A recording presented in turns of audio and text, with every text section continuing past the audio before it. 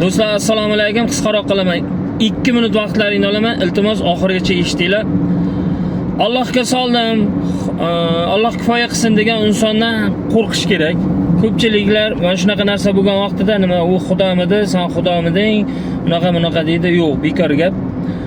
Xullas kalam bir aka mashinaga chiqib qoldilar. Yandeksdan zakaz qilgan ekan, borib oldim. Barmoqlari yong'inda kuyib ketgan ekan, yuzlarim ham kuygan edi. Yuzimni operatsiya qilib to'g'rilata oldim dedi. Yuzlarini sezmadim to'g'risi.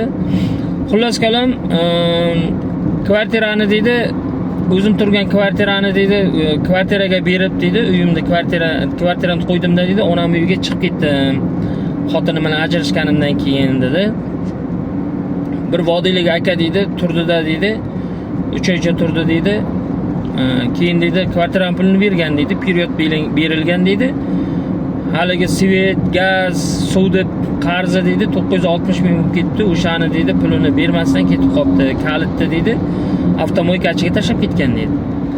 Xullas kalam u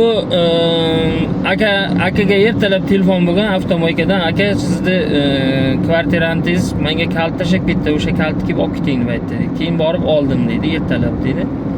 Svetlarda, gazlardan o'zizga qarasam dedi 960 ming qarz. Keyin dedi telefon qildim dedi. Telefon ko'tarmadi. Keyin so'kib gapirib yozuvdim dedi. Keyin dedi menga telefon qilib, "Sen kimni so'kyapsan? Suvda 960 ming qarzing bor. O'sha qarzingni to'lada, mayli, sen bilan ishim yo'q" deb aytdim dedi. Haligi aka kvartirani bergan odam mazlum kishi, chunki u nogiron. U bilib turibdi, unga kuchi yetmasligini ham bilib turibdi, boshqa ham bilib turibdi.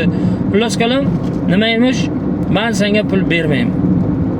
Keyin boyaga aka bermaysanmi? Yo'q, bermayman. Sen Xudoga soldim.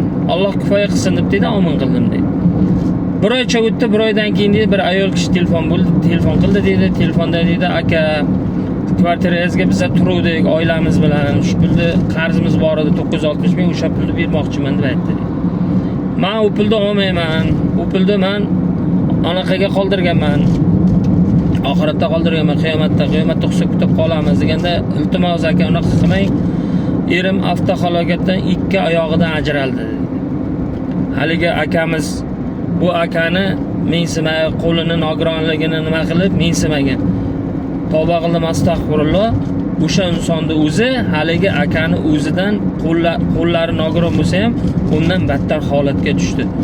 Aytmoqchi bo'lganim, xulosa qilingki, do'stlar, mazlum kishini og'rintirmang. Allohga soldim degan insondan qo'rqing. Hammalaringiz insoflaringiz bo'lsin, jonlaringiz omon bo'lsin. Sog' bo'linglar.